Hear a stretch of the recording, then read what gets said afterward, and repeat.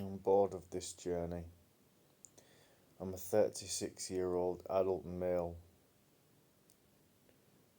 with a damaged right eye, a damaged right testicle. My natural teeth are broken. I've got lesions on my skin, which I believe my testicle is harming other areas of my body. Often I worry about diseases, and I'm confident the abuse involved the poisoning of me and contaminating me with various, possibly diseases, possibly could make what I'm saying redundant, but I like the vagueness, and they tortured me with everything possible. And sometimes I just feel like the most frightened little boy in a man's body, if I'm allowed to be a man, because I'm a rapist. I was forced to rape Rebecca Lanigan in 2010. Otherwise, the satanic murderous paedophile network were going to kill my little brother. Carol Beadle, Neil Beadle on the phone, laughing.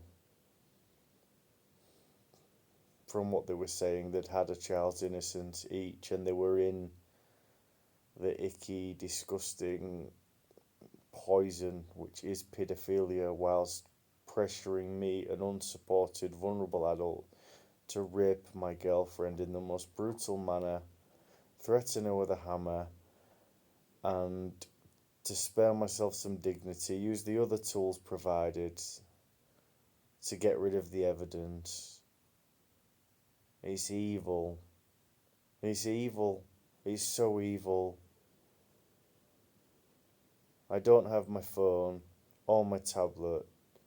So when these satanic murderous paedophilic freaks, who possibly had other satanic freaks in the back of the van, waiting for me to be put in the van to kick the shit out of me, or kill me, or worse, when they were in front of me, fortunately I had my notepad, and I'm using this 1499 Lenovo tablet, which is really slow. You can make calls on it, but it's not a phone, and it's not my regular number. So I used my notepad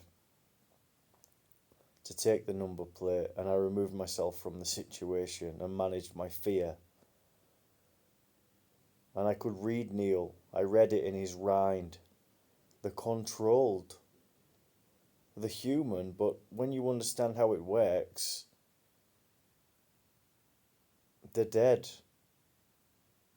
They hide it all in their rind, in the lower back. That's where all the evil is. The menacing, murderous, terrifying, torturous, threatening and murderous and paedophilic behaviour. It's stored in there. And then they release it when society can't see, on children and vulnerable adults. They kill, they torture, they steal innocence. Neil's brother as a child, Lee Smirk, was murdered. He's my uncle. So's James Smirk, who bum raped me as a boy. So's Carol Beadle, whose vagina I sucked menstrual blood from as a boy. I'm a vulnerable adult, PC Elliott. Have you got your brain inside your head if you're listening to this? Is your heart inside your chest? Is the relative that you take care of, will they be okay for a moment by themselves for you to take action on my behalf? Are my brothers okay? Do I need to come back to the station and ask you to hold my hand so I can be steamrolled? Because these satanic pedophilic freaks are in the police, they're in the health service, they're everywhere.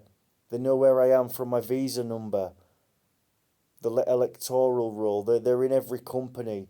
Very powerful people who have lots of money, who are red hot paedophilic messes, and they love to fuck kids, and sometimes they like to kill them afterwards. No, we can't kill this one afterwards. He needs to stay alive. He can't be born with a birth certificate. I wish we could just kill the little cunt now and get it over with. I'll find some more chips off a bin from a kind takeaway, and I'll continue waiting for my support and waiting for some common decency. I hold the keys to the kingdom of heaven inside my heart because I've dived so deep spiritually, I've travelled so far geographically, I've survived such hell and atoned for my own sins. But in the physical, I'm poor, I'm alone, I'm afraid, I'm unsupported. It's the same questions. It's the same questions. Do I have to hang myself on a noose like my friend did to get someone to listen to me? The day before the satanic murderous paedophile network pulled up in a van to threaten me, my neighbour was screaming next door, and then I was screaming and kicking off back and ringing 101 and reporting that, and it's a war zone because inside me is not only my spiritual jewels and the keys to the kingdom of heaven, it's the hell and the evil and being forced to kill kids and everything which I endured as a kid. So when I hear noise, it kills me. I'm just waiting for some support. That isn't in the form of antipsychotic medication or an informal admission. It's the correct diagnosis and the correct financial support so I can have my dignity restored. So I'll work with the energy of the location where the van pulled up and possibly return when I feel comfortable too. It's ritual abuse. They only need to control the way you look. There's a possibility they took photos of me from my rear, which they own from all of the rapes, before they pulled up on me, because they can use this to control its energy. They controlled me since I was a kid.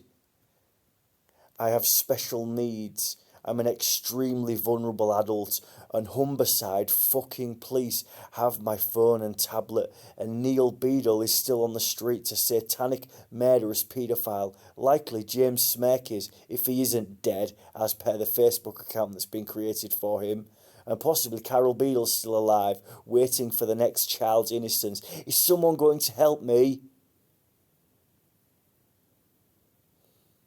They understand when you're dead, don't they?